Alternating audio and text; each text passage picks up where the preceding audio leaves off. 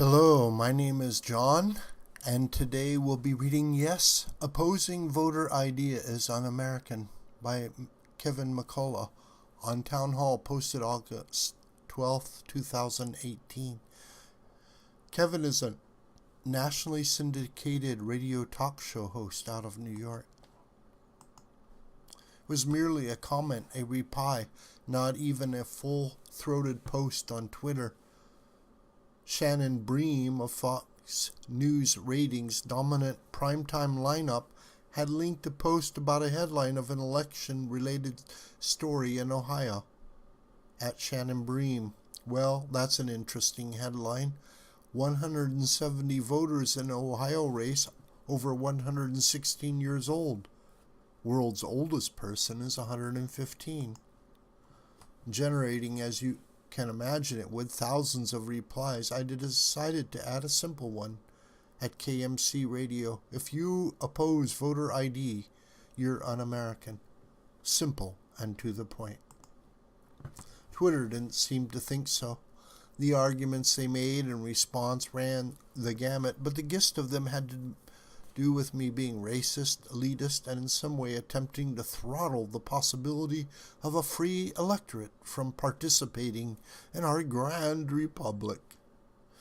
They also seemed to repeat the old meme about the lack of any need for voter ID because there could not possibly be any attempt at voter fraud in 2018.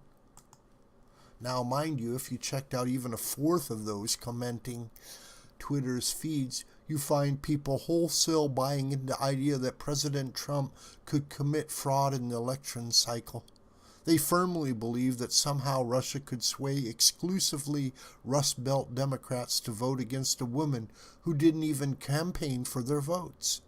And they, to a person, believed that the high-dollar, one-sided special counsel investigation should continue through to its conclusion. But could voter fraud occur in places like Ohio in 2018? Absolutely not, their consensus.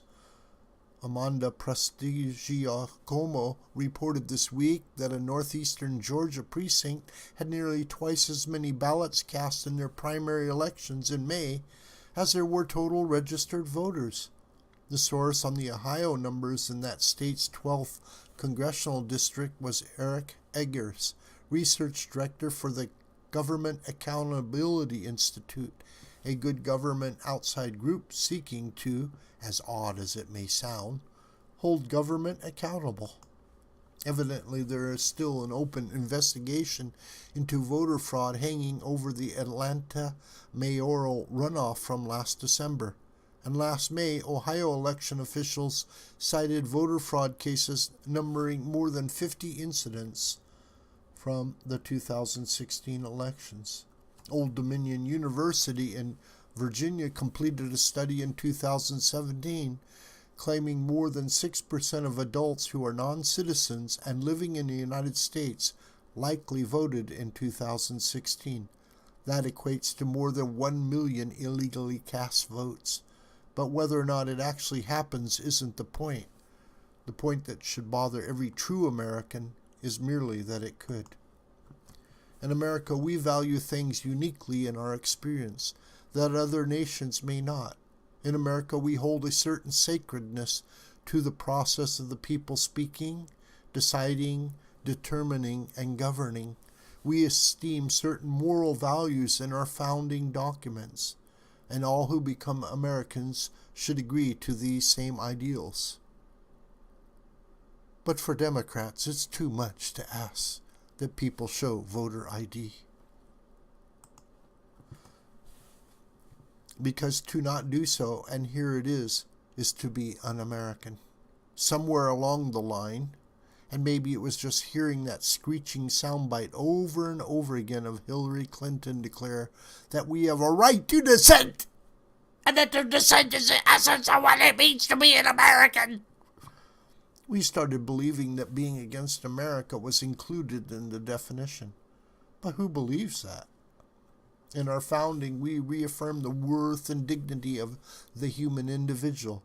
We affirm that self-determination for them and each of us will lead us to a more prosperous and better tomorrow, simply because it is the individual relying upon the gifts and skills his Creator endowed him with.